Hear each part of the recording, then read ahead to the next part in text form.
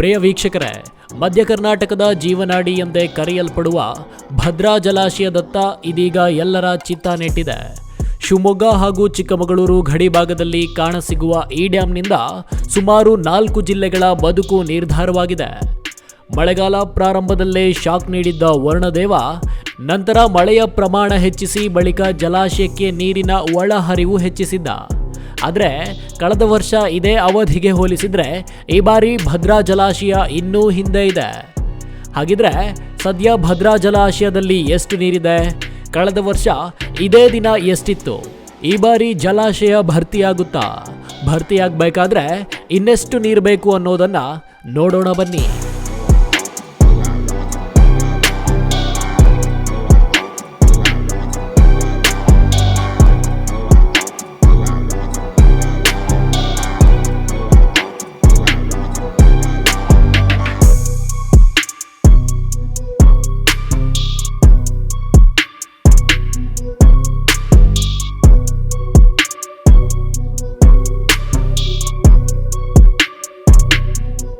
ಪ್ರಿಯ ವೀಕ್ಷಕರೇ, ಭದ್ರಾ ಜಲಾಶಯದ ಗರಿಷ್ಠ ನೀರಿನ ಮಟ್ಟ 186 ಅಡಿ. ಈ ವಿಚಾರ ಸಹಜವಾಗಿ ಬಹುತೇಕ ಜನರಿಗೆ ಗೊತ್ತಿದೆ. ಆದರೆ ಸದ್ಯ ಜಲಾಶಯದ ನೀರಿನ ಮಟ್ಟ 174 ಅಡಿ 11 ಇಂಚು ಇದೆ. ಇಲ್ಲಿ ಭದ್ರಾ ಡ್ಯಾಂ ಗರಿಷ್ಠ ಮಟ್ಟ ತಲುಪಲು ಇನ್ನೂ ಸುಮಾರು 11 ಅಡಿ 1 ಇಂಚು ನೀರು ಬೇಕಾಗಿದೆ. ಇಲ್ಲಿ ಒಟ್ಟು ಜಲಾಶಯದ ನೀರಿನ ಸಂಗ್ರಹಣಾ ಸಾಮರ್ಥ್ಯ ನೋಡೋದಾದ್ರೆ 71.535 TMC. ಸದ್ಯ ಭದ್ರಾದಲ್ಲಿ 58.284 TMC ನೀರು ಮಾತ್ರ ಸಂಗ್ರಹವಾಗಿದೆ. ಅಂದರೆ ಜಲಾಶಯದ ಸಂಪೂರ್ಣ ಭರ್ತಿಯಾಗಲು ಇನ್ನೂ ಸುಮಾರು 13.25 TMC ನೀರು ಬೇಕಾಗಿದೆ. ಇಲ್ಲಿ ನಾವು ಪ್ರಮುಖವಾಗಿ ಗಮನ ಇಡಬೇಕಾದ ಅಂಶ ಎಂದರೆ ಡ್ಯಾಂಗಳಲ್ಲಿ ನೀರು ಏರಿಕೆಯಾಗುತ್ತಾ ಬಂದ ಹಾಗೆ ಜಲಾಶಯದ ಮೇಲ್ಮೈ ವಿಸ್ತೀರ್ಣ ಹೆಚ್ಚಾಗುತ್ತಾ ಹೋಗುತ್ತೆ. ಅದಕ್ಕೆ ತಕ್ಕಂತೆ ಈ ಹಿಂದೆ ಸಂಗ್ರಹಣೆಯಾದ ನೀರಿಗಿಂತ ಹೆಚ್ಚಾದ ನೀರು ಅವಶ್ಯಕವಾಗಿ ಬೇಕಾಗತ್ತೆ. ಆದರೆ ಈ ಬಾರಿಯ ಮಳೆಗಾಲ ರೈತರ ಮುಖದಲ್ಲಿ ಚಡಪಡಿಕೆಯೊಂದನ್ನು ಉಂಟು ಮಾಡಿದೆ. ಸಾಮಾನ್ಯ ಭಾಷೆಯಲ್ಲಿ ಹೇಳೋದಾದ್ರೆ ಒಂದು ರೀತಿಯ ಆಡು ಮಳೆಗಾಲ ಅಂದರೆ ತಪ್ಪಾಗೋದಿಲ್ಲ.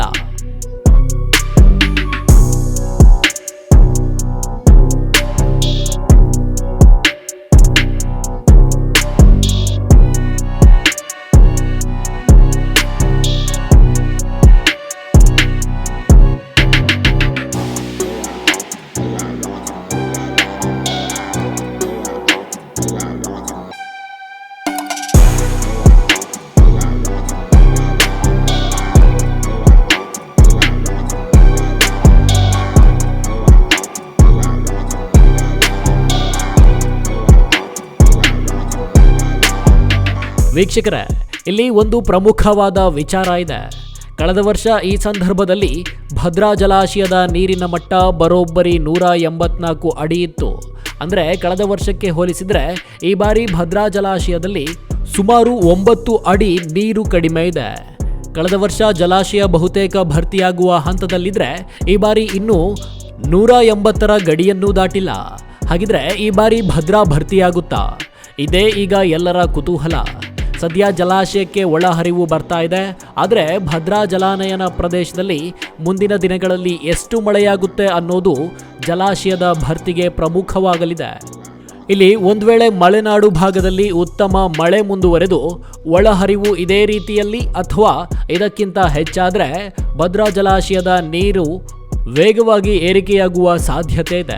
ಆದರೆ ಮಳೆ ಕಡಿಮೆಯಾಗಿ ಒಳಹರಿವು ಇಳಿಕೆಯಾದರೆ 186 ಅಡಿ ತಲುಪಲು ಇನ್ನಷ್ಟು ಸಮಯ ಬೇಕಾಗತ್ತೆ ಅಥವಾ ಭರ್ತಿಯಾಗದೆಯೂ ಇರಬಹುದು. ಹೀಗಾಗಿ ಈ ಕ್ಷಣದಲ್ಲಿ ಭದ್ರಾ ಸಂಪೂರ್ಣ ಭರ್ತಿಯಾಗುತ್ತೆ ಎಂದು ಖಚಿತವಾಗಿ ಹೇಳಲು ಸಾಧ್ಯವಿಲ್ಲ. ಆದರೆ ಸದ್ಯದ ಅಂಕಿಅಂಶ ನೋಡಿದರೆ ಇನ್ನು ನಮ್ಮ ಹವಾಮಾನ ಇಲಾಖೆಗಳ ಪ್ರಕಾರ ಜಲಾಶಯ ಭರ್ತಿಯ ಹಂತಕ್ಕೆ ಬರುವ ಸಾಧ್ಯತೆ ಇದೆ. ಆದರೆ ಭರ್ತಿಯಾಗುವ ಬಗ್ಗೆ ಅವರೂ ಅನುಮಾನ ವ್ಯಕ್ತಪಡಿಸಿದ್ದಾರೆ.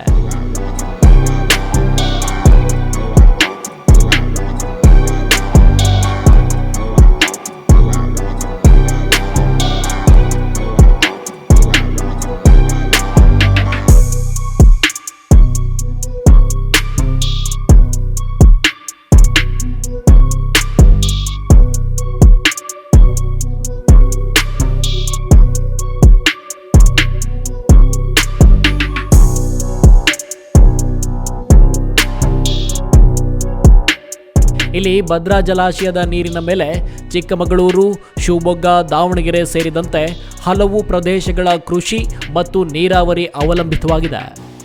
ಭದ್ರಾ ಜಲಾಶಯಕ್ಕೆ ಒಳಹರಿವು ಹೆಚ್ಚಾದಂತೆ ನೀರಿನ ಸಂಗ್ರಹವೂ ಹೆಚ್ಚಾಗುತ್ತೆ. ಮುಂದಿನ ದಿನಗಳಲ್ಲಿ ಉತ್ತಮ ಮಳೆಯಾದರೆ ಜಲಾಶಯ ಮತ್ತಷ್ಟು ವೇಗವಾಗಿ ಭರ್ತಿಯಾಗುವ ನಿರೀಕ್ಷೆ ಇದೆ. ಒಟ್ಟಾರೆ ವರ್ಣದೇವನ ಕೃಪೆ ಕರುನಾಡಿನ ಮೇಲಿದ್ರೆ ಮಾತ್ರ ಈ ಬಾರಿ ನಮ್ಮ ರೈತರು ಹಾಗೆ ನಾವು ಹಸನ್ಮುಖಿಗಳಾಗಿರ್ತೀವಿ. ಇಲ್ಲಾಂದ್ರೆ ಮತ್ತೆ ಅದೇ ಹಣದುಬ್ಬರ, ಗ್ರಾಹಕರ ಜೇಬಿಗೆ ಬರೆ, ಹೀಗೆ ಅನೇಕ ಸವಾಲುಗಳನ್ನು ಎದುರಿಸಬೇಕಾಗುತ್ತೆ. ನೋಡಿದ್ರಲ್ಲ ವೀಕ್ಷಕರೇ, ಇದಿಷ್ಟು ಭದ್ರಾ ಜಲಾಶಯದ ಈ ಬಾರಿಯ ಒಳನೋಟ. News room Kannada medium 24x7.